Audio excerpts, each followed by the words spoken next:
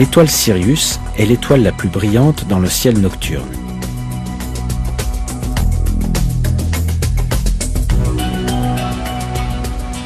Les astronomes ont calculé qu'elle est distante de nous de 8,5 années-lumière. Ce n'est que très récemment, grâce aux télescopes modernes, qu'on a découvert que Sirius se déplace avec une autre étoile, plus petite qu'elle-même et invisible à l'œil nu.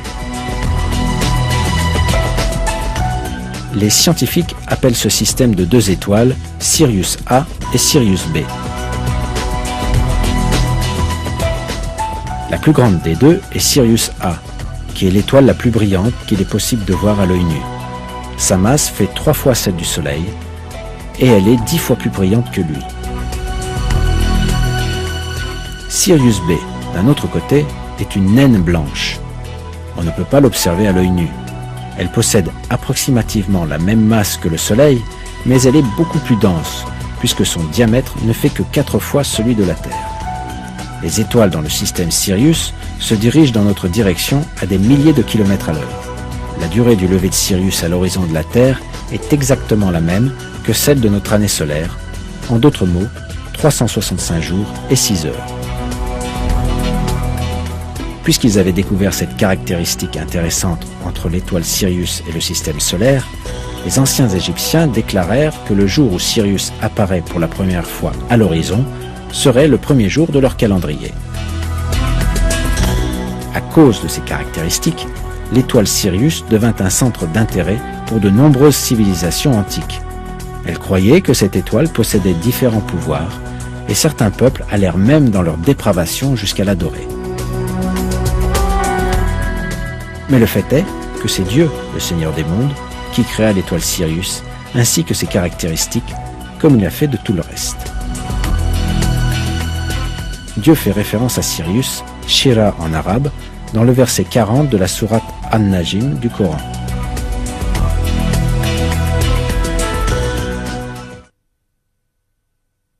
Et c'est lui qui est le Seigneur de Sirius.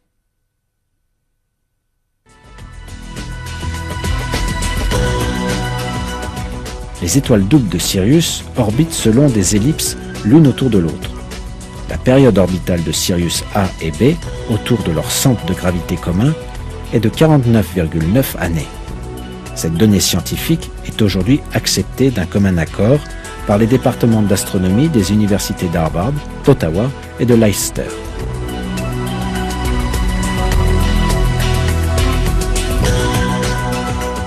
Cette information est rapportée de la sorte dans différentes sources. Sirius, l'étoile la plus brillante, est en réalité une étoile jumelle. Son orbite dure 49,9 ans. On sait que les étoiles Sirius A et Sirius B orbitent l'une autour de l'autre en 49,9 ans. Le point requérant ici notre attention est l'orbite double, en forme d'arc, des deux étoiles l'une autour de l'autre. Nous avons vu que l'étoile Sirius est citée dans la sourate An-Najm, verset 49. On rencontre une analogie très sage dans le verset 9 de la même sourate.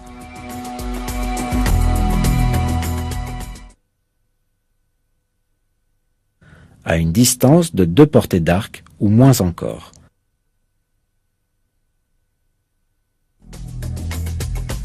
Comme on l'a vu jusqu'ici, l'étoile Sirius est citée dans le verset 49 de la sourate et le verset 9 de la même sourate contient l'expression 2 portées d'arc pour se référer aux orbites des deux étoiles.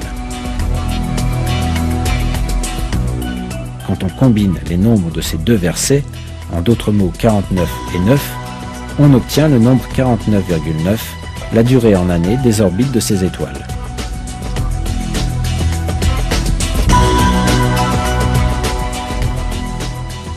Nous sommes face à un autre miracle mathématique du Coran. Étant donné les moyens technologiques disponibles il y a 1400 ans, il était bien sûr impossible pour les gens de l'époque de savoir que l'étoile Sirius est en fait un système à 2 étoiles, dont une est trop petite pour être vue à l'œil nu, que les 2 orbites de ces étoiles ont la forme d'un arc, et que ses orbites durent 49,9 ans. Les scientifiques n'ont eu ces informations que vers la fin du XXe siècle. Pourtant, notre Seigneur Tout-Puissant, le Créateur de toutes choses, le dirigeant absolu, a révélé miraculeusement ces faits dans le Coran. Dieu sait mieux.